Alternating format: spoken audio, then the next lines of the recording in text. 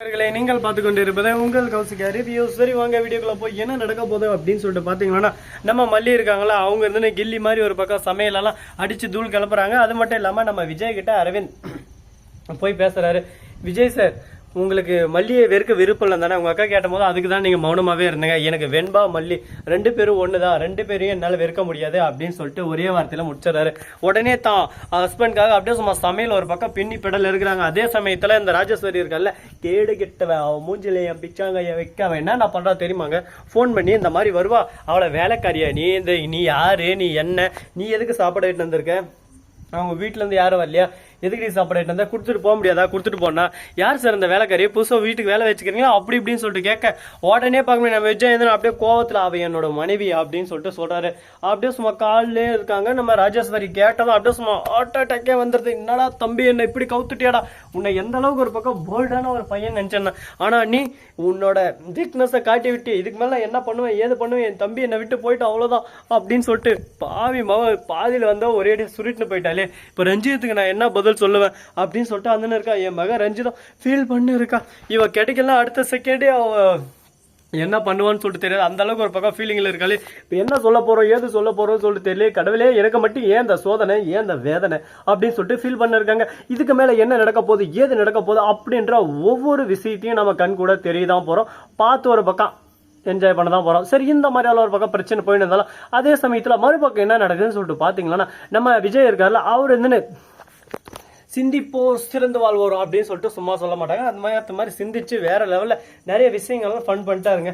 அப்படி என்ன பண்ணாரு ஏது பண்ணாரு அப்படின்ற ஒவ்வொரு விஷயத்தையும் நீங்க தெரிஞ்சுக்கணும்னு நினைக்கிறீங்க. அதுக்கு நீங்க பண்ண வேண்டியது ஒண்ணுமே இல்லைங்க, கமெண்ட் செக்ஷன்ல நல்லா கழுவி ஊத்தி விட்டு போனோம். என்னடா சொல்றேன் ஒன்றும் புரியலையே அப்படின்னு சொல்லிட்டு பார்த்தீங்க, அது வேற எதுவும் இல்லைங்க. நம்ம வெண்பா குட்டி இருக்காங்கல்ல, அவங்க இருந்து விஜய் கிட்ட போயிட்டு, டாடா சாப்பாடு அம்மா இட்டாங்களா வாங்க சாப்பிடலாம்னு சொல்லிட்டு போறாங்க. என்னென்ன சாப்பாடு, biryani, mutton gravy, chicken gravy, முட்டை வறுவல், வேசி முட்டை, ஒயிட் ரைஸு, களி,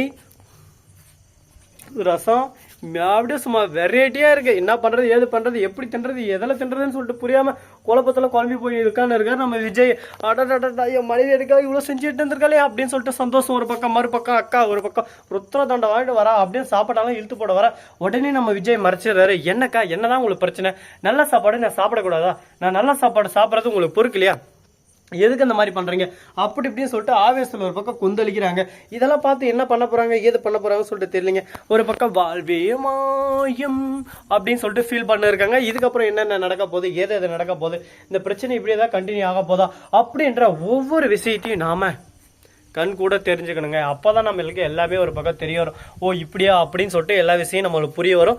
சரி, நடக்கிறதெல்லாம் நன்மைக்கேங்க. வாழ்க்கையில பிரச்சனைகள் வரலாம், பிரச்சனையே ஒரு பக்கம் அடித்தளமா இருந்தா கொஞ்சம் கஷ்டம் தான். அந்த அடித்தளத்தை எப்படி மாத்துறதுன்னு சொல்லிட்டு நம்ம விஜய் நம்ம மல்லிகிட்ட இருந்து நல்லாவே கத்துனாரு. அதனால எப்படி எப்படியெல்லாம் பிளான் பண்ணி எப்படி எப்படியெல்லாம் தான் மனைவியை தான் கூடயே வச்சுக்கணும். அவளை அந்த வீட்டை விட்டு துரத்து விடாம ஒரு பக்கம் அக்காவும் வேணும், மறுபக்கம் மனைவியும் வேணும்.